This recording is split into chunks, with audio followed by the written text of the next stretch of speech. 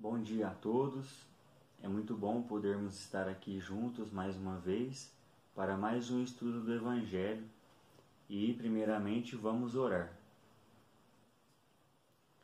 Senhor Jesus, nosso Divino Mestre, amigo, mais uma vez nos encontramos aqui reunidos em vosso nome, primeiramente para vos agradecer, Senhor, a oportunidade que sempre tem nos concedido do estudo do Evangelho, do aprendizado de seus ensinamentos, que nós possamos, acima de tudo, estar dispostos, preparados para colocá-los em prática em nosso dia a dia, que nós possamos praticar mais o perdão, o amor ao próximo e, acima de tudo, a reforma íntima.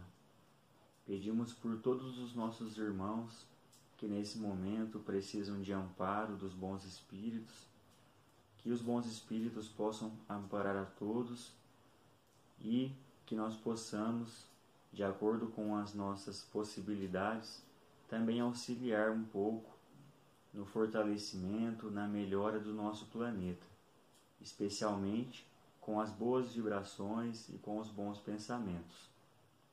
Pai nosso que estais nos céus, santificado seja o vosso nome. Venha a nós o vosso reino, seja feita a vossa vontade, assim na terra como no céu. O pão nosso de cada dia dai-nos hoje, perdoa nossas dívidas, assim como perdoamos os nossos devedores. E não nos deixeis cair em tentações, mas livrai-nos do mal, que assim seja. Hoje nós iremos estudar do Evangelho segundo o Espiritismo, capítulo 1, Eu não vim destruir a lei. É um trecho do item 9, Instruções dos Espíritos, a Nova Era. O Cristo foi o iniciador da moral mais pura e mais sublime, a moral evangélico-cristã, que deve renovar o mundo, aproximar os homens e os tornar irmãos, que deve fazer jorrar de todos os corações humanos a caridade e o amor ao próximo, e criar entre todos os homens uma solidariedade comum, de uma moral, enfim, que deve transformar a terra e dela fazer uma morada para os espíritos superiores àqueles que a habitam hoje. É a lei do progresso, a qual a natureza está submetida, que se cumpre, e o Espiritismo é a alavanca da qual Deus se serve para fazer avançar a humanidade. São chegados os tempos em que as ideias morais devem se desenvolver para cumprir os progressos que estão nos desígnios de Deus. Elas devem seguir o mesmo caminho que as ideias de liberdade percorreram e que delas eram precursoras. Mas não é preciso crer que esse desenvolvimento se fará sem lutas. Não, elas têm necessidade para atingir a maturidade de abalos e de discussões, a fim de que atraiam a atenção das massas. Uma vez fixada a atenção, a beleza e a santidade da moral impressionarão os espíritos, e eles se interessarão por uma ciência que lhes dá a chave da vida futura e lhe abre as portas da felicidade eterna. Foi Moisés quem abriu o caminho. Jesus continuou a obra, e o Espiritismo a arrematará. Esse item do Evangelho, que vem falar um pouco sobre a nova era, os novos tempos, que certamente virão, porque nosso planeta está evoluindo, nós também precisamos evoluir, e aqueles que tiverem as condições espirituais permanecerão aqui. É claro que Deus não irá abandonar ninguém, mas nós precisamos entender a lei da evolução e ela tem que ser respeitada. Imaginemos nós como é Jesus Cristo. É difícil para nós, tão imperfeitos, conseguirmos criar uma imagem real de Jesus, principalmente considerando a grandeza espiritual que ele tem, já que foi o espírito mais puro que já pisou aqui na Terra. Será que em nosso lar, já que nós estamos estudando esse livro, será que em nosso lar existe alguém que possui condições de estar pessoalmente diante de Jesus? Porque Jesus está sempre conosco, é claro, está sempre nos amparando. Mas para que um espírito possa estar diante de Jesus, ter um contato direto com Ele, é necessária uma evolução e um grande caminho a percorrer. Então nós gostaríamos de esclarecer o seguinte: nós não estamos dizendo que apenas os espíritos elevados podem estar com Jesus.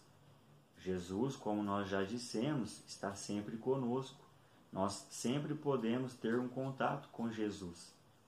Muitas vezes existem espíritos mediadores entre nós e Jesus. Em nosso lar existem espíritos elevados que trazem diretamente de Jesus orientações. Então, sim, existem espíritos, muito poucos espíritos em nosso lar, que possuem essa capacidade de ter um contato direto com Jesus. E hoje nós iremos falar um pouco sobre isso. Na semana passada, o Brínio comentou uma situação muito triste que se dá na história do livro Nosso Lar, quando uma senhora procura as portas da colônia querendo entrar, mas infelizmente ela não apresentava ainda um equilíbrio, uma condição para estar ali dentro. Então, infelizmente, naquele momento, não foi possível abrir os portões para ela, mas isso não significa que ela ficou desamparada, porque os bons espíritos sempre estão próximos a nós, aguardando o momento em que nós estejamos prontos para perceber a sua presença e sempre nos amparando. Quando aquele momento termina, aquela situação, André Luiz e Narcisa, andando novamente pela colônia, estão num parque muito bonito, uma área com grande presença da natureza. E André Luiz começa a observar o quanto era bonito aquele parque. Então Narcisa, percebendo a curiosidade, o interesse de André Luiz, ela explica que a ministra veneranda, que atuava muito no Ministério da Regeneração, já fazia 40 anos que ela havia proposto a criação de grandes salões verdes, que são como eles chamam. O que seriam esses salões verdes? As árvores formam grandes coberturas de flores naqueles locais que se assemelham mesmo a salões, a grandes salões. E ali são feitas grandes reuniões, grandes estudos entre ministros de nosso lar, grandes estudiosos. Então são locais onde predomina a natureza e que também são utilizados para aprendizado. Nenhum local de nosso lar é desperdiçado. Todos os lugares têm um grande objetivo e são utilizados para fins muito bons. Então André Luiz continua interessado no assunto. E ela explica que quando a veneranda propôs a criação desses salões verdes, os outros ministérios também se interessaram e pediram o auxílio dela para que esses salões também estivessem presentes neles. Ou seja, em todos os ministérios de nosso lar, naquele momento, já existiam esses salões. A Narcisa conta que no Ministério do Esclarecimento havia um grande castelo feito com recursos naturais, com as próprias árvores, as flores e assim por diante. E esse castelo, ele tinha o formato de uma estrela de 5 pontas. E aquele local é utilizado para educação, para estudo. Então, em cada ponta da estrela seria uma sala de estudo, de aprendizado. E no centro dela, um projetor, um aparelho de reprodução de imagens, para melhorar ainda mais o estudo, a educação, o esclarecimento ali na colônia, especialmente naquele lugar.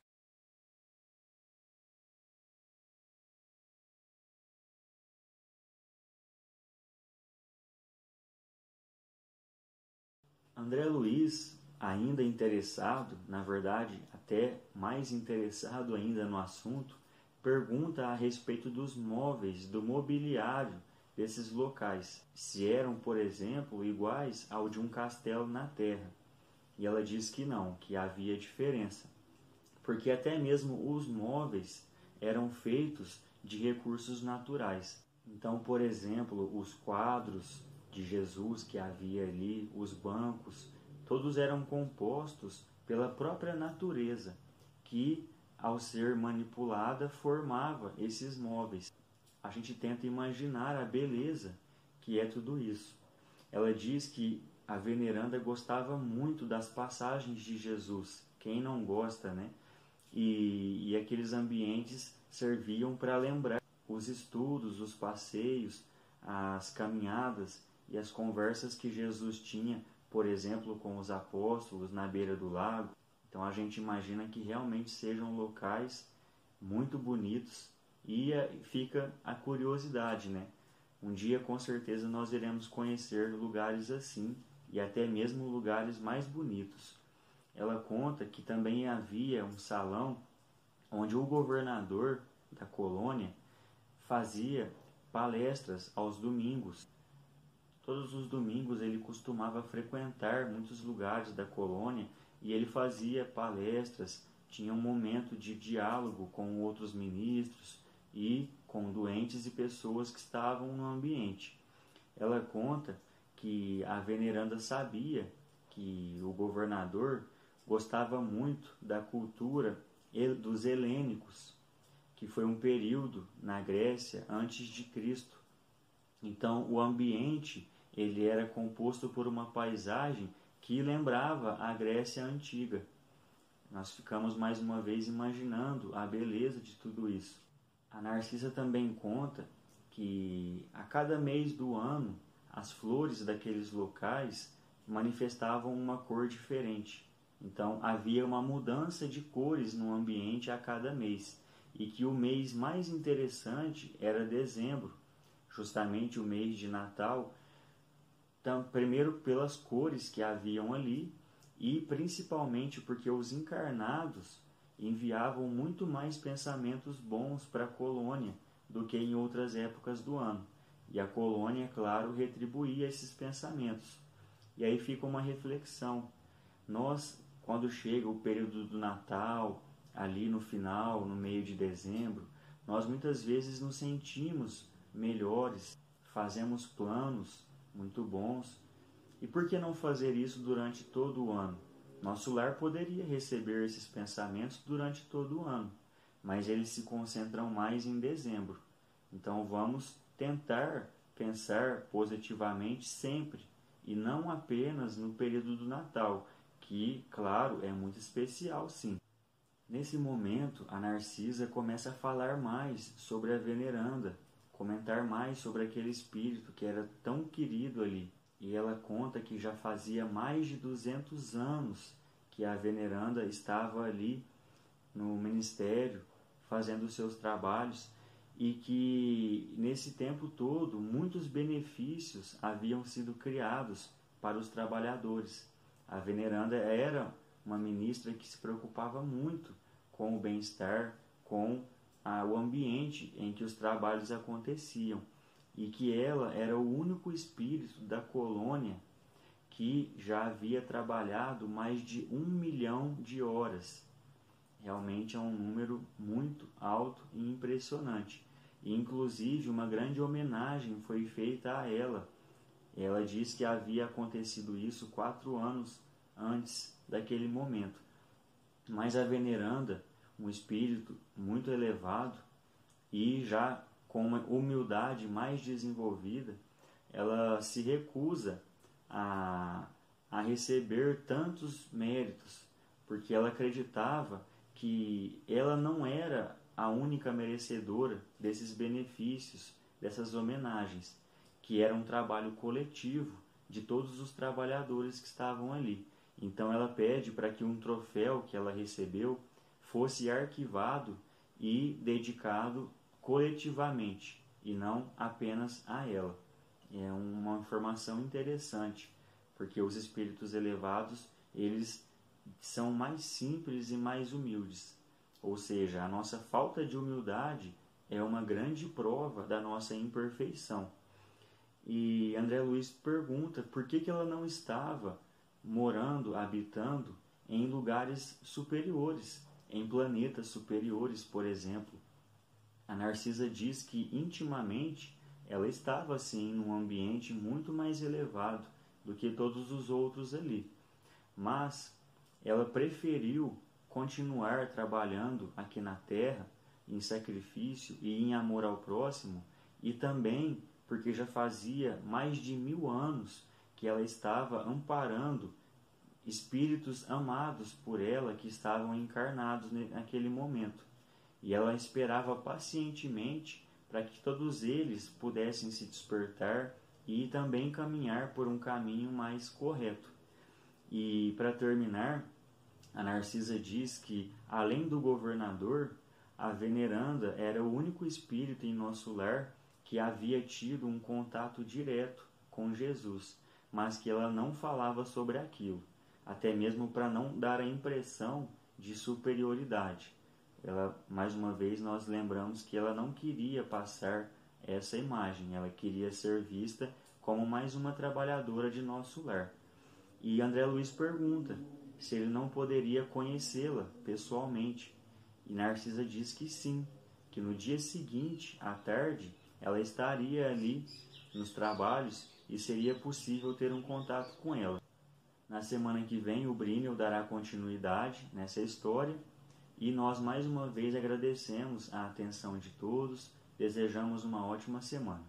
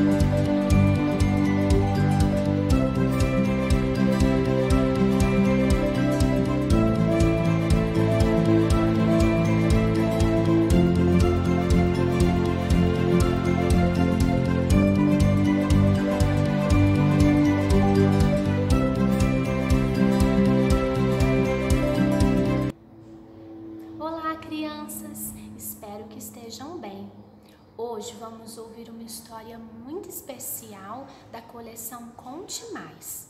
Conta-se que um menino chamado João, até que ele era bem simpático, mas João tinha um defeito. Ele não gostava de tomar banho, de escovar os dentes, de pentear os cabelos, de cortar as unhas. Sua mãe, sempre muito atenta, lhe chamava a atenção. Meu filho, vá tomar banho como todas as outras crianças. Mas João se recusava. João, vá escovar os dentes. Mas João não gostava.